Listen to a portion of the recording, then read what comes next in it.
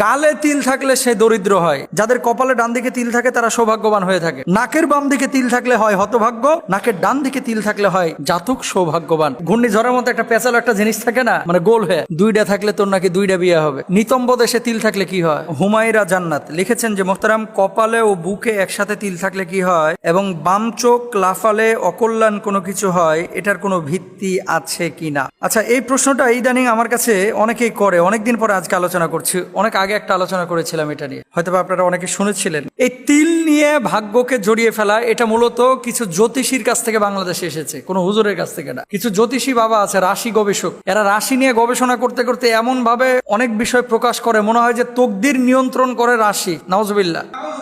ভালো এবং মন্দ সব কিছু নিয়ন্ত্রণ করেন যিনি, একমাত্র আল্লাহ সুবহানাহু ওয়া তাআলা। কোনো জ্যোতিষী না, কোনো কবিরাজ না, রাশি বাবা না। এরা বিভিন্ন পত্রপত্রিকায় তো এখন রাশি নিয়ে অনেক কথা লেখে। এই লেখাগুলো থেকে আমি পেয়েছি, দেখেন কি লিখতেছে, যেসব জাতক জাতিকার মাথায় তিল থাকে তারা মেধাবী এবং উদার প্রকৃতির হয়। কোরআন হাদিসে কোনো ভিত্তি নাই।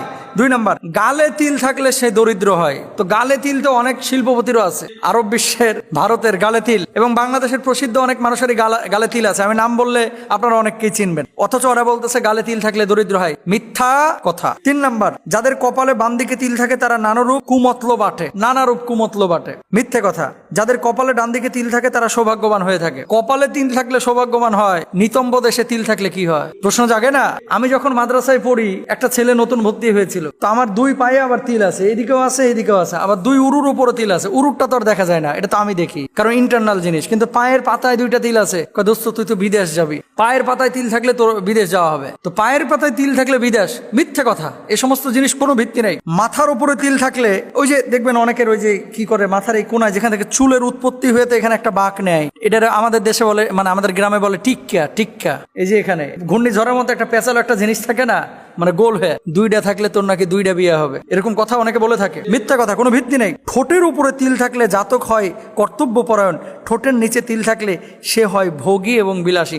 ঠোঁটের নিচে তিল আছে এরকম অনেকে ভিক্ষাও করতেছে কারণ বাজারে। ঠোঁটের নিচে তিল থাকলে এই হয় সেই হয়, মিথ্যে কথা। নাকের বাম দিকে তিল থাকলে হয় হতভাগ্য, নাকের ডান দিকে তিল থাকলে হয় জাতক সৌভাগ্যবান। এই যে রাশি বাবারা, জ্যোতিষী বাবারা, আউল বাউল ফাউল এই সমস্ত জিনিসগুলো, এখন তো আবার কৃত্রিম তিল বসানো শুরু করছে কিছু মেয়ে যে ঠোঁটের নিচে তিল বসায় এখন পার্লারে গিয়ে, নাকের এই পাশে তিল বসায়, কি সৌন্দর্যের জন্য। এগুলো বিশ্বাস করা যাবে না। ডান ভ্রুতে তিল থাকলে সে হয় চিন্তাশীল, নাউজুবিল্লাহ, বিশ্বাস করা যাবে না।